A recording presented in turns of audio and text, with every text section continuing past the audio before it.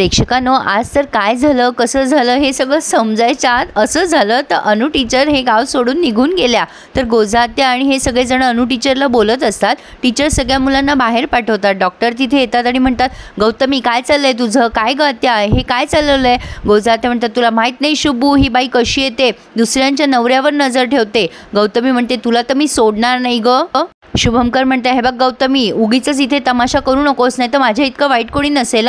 तेव्हा गौतमी म्हणते, थांब, तू हिच्याकडनंच बोलतोयस का, थांब आता बघ मी काय करते. आता धमकावून ती तिथून निघून गेली आहे. बयो रडत बसलेली असते रूममध्ये. सुमन मुलांना म्हणते, तुम्ही इथेच बसा, खाली येऊ नका. आरव म्हणतो, बयो हे सगळं तू मुद्दाम केलंस ना. बयो म्हणते, आरव दादा माझं ऐकून तरी घे, मी मुद्दाम नाही केलं. अरे इरा म्हणते, दादा ही अशीच आहे, हिने आणि त्या अनु टीचरने मिळून आपल्या आईबाबाचं लग्न मोडलंय आणि ती अनु टीचर हिच्यापेक्षाही डेंजर निघाली, ती तर डायरेक्ट आपल्या घरातच घुसली. असं काय काय बोलते ती. आरव आता बयोबद्दल गैरसमज करून घेतो. बयो, मी तुला नेहमी पाठीशी घालत होतो आणि तू हे काय केलंस, तुझ्याकडनं अशी अपेक्षा नव्हती. इरा म्हणते, तेच बरोबर आहे. आता असं बोलून आरव निघून गेलाय. बयो रडतीये. आता इथे गावकी बसली आहे. ते आबा विचारतायत ह्या अनु टीचरला की तुम्ही हे सगळं का केलं. त्या म्हणतात, हे बघा मी असं काहीही केलेलं नाही आहे, माझ्यावर खोटे आरोप करण्यात आले. गौतमी म्हणत असते की अनु टीचरची वाईट नजर आहे डॉक्टरांवर आणि त्यांच्या प्रॉपर्टीवर. डॉक्टर म्हणतात, असं काहीही नाहीये, ही बाई खोटं बोलतीये. आबा, या गोष्टीसाठी तुझ्याकडे काय पुरावा आहे ग गौतमी. त्या गावच्या शिक्षिका आहे, जरा मानाने बोल त्यांच्याशी. आबा म्हणतात, हे बघ शुभंकर, हे जे काही झालंय ते ह्या बाईने मुद्दाम केलंय असं या गौतमीचं म्हणणं आहे ना, पण ह्याचा पुरावा काय आहे. गौतमी म्हणते, आहे ना, आता तिने घाणेकरला बोलवलंय, त्या घाणेकर काकूंना. त्या घाणेकर काकू येऊन तर काहीच्या काही बोलतात की मी स्वतः ऐकलं फोनवर, ही बाई कोणाशी तरी बोलत होती की या माणसाच्या मुलीला आपण विश्वासात घेऊ, तिचे लाड करू, तिला अभ्यास शिकू घरी आणून आणि मग त्याचं प्रॉपर्टी घेऊ. म्हणजे ह्या बाईला ही प्रॉपर्टी हडप करून मुंबईला जायचं होतं. कुठे लावलंय त्या बाईवर आरोप. त्या अनु टीचरला तर धक्काच बसलाय. त्या म्हणतात, घाणेकर काकू अहो किती खोटं बोलताल तुम्ही, मी असं काहीही केलेलं नाही आहे, तुम्हाला सुद्धा माहिती आहे. आता लगेच गोजात्या म्हणते, आबा हे सगळं तुमच्यासमोर अशा पद्धतीने आलं आहे, आता तुम्हीच काय तो निर्णय द्या. लगेच आबा गावकऱ्यांशी चर्चा करतात आणि मग निर्णय देतात की गावकऱ्यांनी हा फैसला केला आहे की तुमच्या शिक्षिका या हुद्द्याचा मान राखून तुम्ही या गावातून प्लीज निघून जा, तुम्हाला गावकी या गावात आता राहू देणार नाही आहे. अनु टीचर म्हणतात, अहो मी असं काही केलेलंच नाही आहे, मी असं मुद्दाम का करेल, माझा असा काहीही हेतू नव्हता. पण आबा म्हणतात, हे बघा बाई, तुम्ही आजच्या आज या गावातून निघून जा. अनु टीचर म्हणतात, अहो माझी पोस्टिंग झाली आहे या गावात, मी अशी लगेच कशी जाऊ. आबा म्हणतात, ते आमका काही माहीत नाही, तुमच्या वरिष्ठांशी बोला आणि तुम्ही इथून जावा. डॉक्टर म्हणतात, आबा जरा विचार करा, असं का निर्णय घेताय तुम्ही, त्यांची काही चूक नाही आहे, हे सगळं खोटं सिद्ध करण्यात येतं आहे. आबा म्हणतात, हे बघ शुभंकर, गावकी चुकीचा निर्णय देत नाही, तुझ्या आणि भारतीच्या बाबतीमध्ये गावकी चुकली नाही, आम्ही भारतीच्या पाठीशी खंबीरपणे उभं होतो, गावकी कधीच चुकीचा निर्णय देणार नाही, जो गावकीने निर्णय दिलाय तो अगदी योग्य आहे. अनु टीचरांना लगेच जायला सांगितलंय. प्रेक्षकांनो, कदाचित ना म्हणजे ह्या कलाकारांचं एवढंच काम असेल म्हणून हे निमित्त करून त्या या मालिकेतून एक्झिट घेत आहे असं मला वाटतं. पण एवढ्या वाईट पद्धतीने एक्झिट घ्यायची खरंच गरज नव्हती, हे खूपच विचित्र वाटलंय.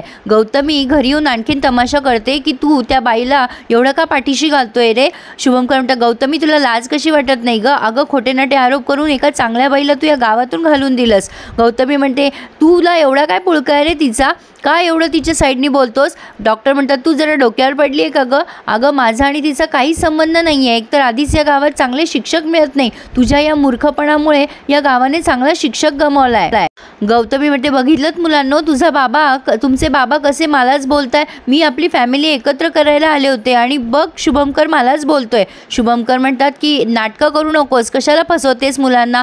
गौतमी म्हणते, मी नाही फसवते, तूच फसवतोयस, तुला एवढा काय रे पुळका त्या बाईचा, मला तर वाटते की तुलाच तिच्यात जास्त इंटरेस्ट आहे. आता अशा बाईशी कोण काय वाद घालणार प्रेक्षकांनो. असं म्हणून डॉक्टर काही न बोलता वर निघून गेले. बयोला मात्र बिचारीला खूप गिल्ट आलंय की हे सगळं तिच्यामुळे झालंय.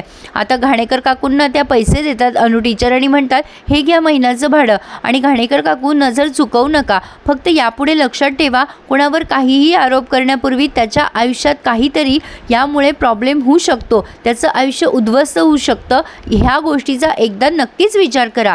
घाणेकर काकू म्हणतात, राहू द्यात, भाडं नको. अनु टीचर म्हणतात, नाही हे राहू द्यात, मी कोणाचेच पैसे ठेवत नाही. मी आजच्या आज निघणार आहे, त्यामुळे किल्ली जाताना देऊन देईल तुमच्याकडे. घाणेकर काकूंच्या चेहऱ्यावर गिल्ट आहे, पण तोही थोडासा. असो, आता बयो तिथे येऊन रडतीये. अनु टीचर, मी तुम्हाला सांगितल्यामुळे हे सगळं झालं, हे माझ्यामुळेच झालं, तुम्ही जाऊ नका ना. अनु टीचर म्हणतात, बयो रडू नकोस, बस इथे. हे बघ सरस्वती, तुझ्यामुळे काहीही झालेलं नाही आहे. कदाचित हे सगळं होण्यासाठी माझं निमित्त असेल. आपल्याला नियती कधी केव्हा काय कसं दाखवेल ना बाळा, काहीही सांगता येत नाही. फक्त जे होतं ते चांगल्यासाठी होतं, लक्षात ठेव. तू काहीच केलं नाही आहेस बाळा. कदाचित ही गोष्ट माझ्याच तोंडून वदवायची होती म्हणूनही असं झालं असेल, पण तू टेन्शन घेऊ नकोस. माझं कदाचित इथपर्यंतच प्रवास असेल या गावामध्ये, म्हणून हे सगळं घडलं असेल. पण बयो, जे झालं ते चांगलं झालं ना. तुझ्या बाबांसमोर सत्य आलं. आणि हे बघ बयो, मी कायम तुझ्यामध्ये मला बघायची गं. तुला माहिती आहे, माझे बाबा पण सावत्रच आहेत, अगदी तुझ्या बाबासारखे. पण तुझे बाबा खूप चांगले आहेत, माझे बाबा एवढे चांगले नव्हते गं. आणि माझी आईसुद्धा नाही. तुझी आई खूप चांगली आहे बाळा. तू नशीबवान आहेस. तू आता खूप मोठी हो आणि डॉक्टर हो. कदाचित आपली साथ इथपर्यंतच होती बयो, आणि आपण खूप छान दिवस घालवलेत एकमेकींसोबत. आता दोघीही एकमेकींना मिठी मारतात. अनु टीचरचं आणि बयोचं बॉन्डिंग छान दाखवलं त्यांनी. डॉक्टर आता या दोघींना मध्ये रस्त्यात गाठतात. डॉक्टर त्यांची माफी मागतात आणि म्हणतात, हे बघा, हे सगळं वाईट पद्धतीने प्रेझेंट करण्यात आलं आहे. मला माहिती आहे त्या घाणेकरबाई खोटं बोलत आहे. अनु टीचर म्हणतात, डॉक्टर जाऊ द्या. कदाचित नियतीने माझा प्रवास इथपर्यंतच लिहिलेला असेल. तुम्ही खूप चांगले आहात. तुम्ही सरस्वतीला खूप चांगली वागणूक देता आणि मोठं होऊन तिला डॉक्टर बनवा. माझी एवढीच रिक्वेस्ट आहे. डॉक्टर म्हणतात की तुम्ही थांबा, मी बघतो काही करता आलं तर. कदाचित वरिष्ठांना वगैरे बोलून बघतो तुमच्या, म्हणजे काही करता आलं तर बरं होईल. तुम्ही थांबाल का प्लीज. अनु टीचर म्हणतात, नको आता प्लीज काहीच करू नका. शुभमकरांना वाटतंय काहीतरी एकदा प्रयत्न करावे, पण अनु टीचर म्हणतात, नको डॉक्टर, माझ्यामुळे तुम्हाला आणखीन त्रास नको. मी या गावामध्ये जेवढे दिवस घालवले तेवढे खूप छान घालवले, आणि ही बाहुली होतीच की माझ्यासोबत. तिला खूप मोठं करा आणि डॉक्टर बनवा. अनु टीचरने हसत हसतच बयोचा निरोप घेतलाय. खरं तर बयोची अजिबात इच्छा नाही आहे अनु टीचरने जावं. आता डॉक्टर म्हणतात, मी सोडू का तुम्हाला. त्या म्हणतात, नको, मी जाईल रिक्षाने. तेवढ्यात मागून रिक्षावाला येतोय. अनु टीचर म्हणतात, बयो, सरस्वती तुला भरपूर आशीर्वाद, खूप मोठी हो आणि डॉक्टर बन. आणि आता अनु टीचरने फायनली बयोचा निरोप घेतलाय. बयो रडायला लागते. रिक्षा गेल्यानंतर म्हणते, अनु टीचर जाऊ नका ना तुम्ही प्लीज. आणि डॉक्टर बयोला जवळ घेतात. प्रेक्षकांनो, इथे हा रिव्ह्यू पूर्ण झाला आहे. खरं तर अनु टीचरची एक्झिट अशा प्रकारे व्हायला नको होती. असो, पण यांनी खूप सुंदर पद्धतीने हे कॅरेक्टर निभवलं आहे. खरंच छान दाखवलं. आता बयो आणि गौतमीमध्ये कडाक्याचं भांडण झालं आहे. बयो म्हणते, हे तुम्ही मुद्दाम केलं ना. अनु टीचरला तुम्ही का बाहेर काढून दिलं. तुम्हाला काय अधिकार होता अनु टीचरला बाहेर काढण्याचा. गौतमी म्हणते, हे सगळं तूच केलं होतंस ना. तिला काय अधिकार होता माझं लग्न मोडायचा. पण ॲटलिस्ट बयोने आता तरी चांगली फाईट करावी प्रेक्षकांनो, कारण गौतमी ही काही मालिकेतून जात नाही असं दिसतंय. काय म्हणावं प्रेक्षकांनो, आता काही बोलताच येत नाहीये. So please subscribe my channel and enjoy all reviews. धन्यवाद.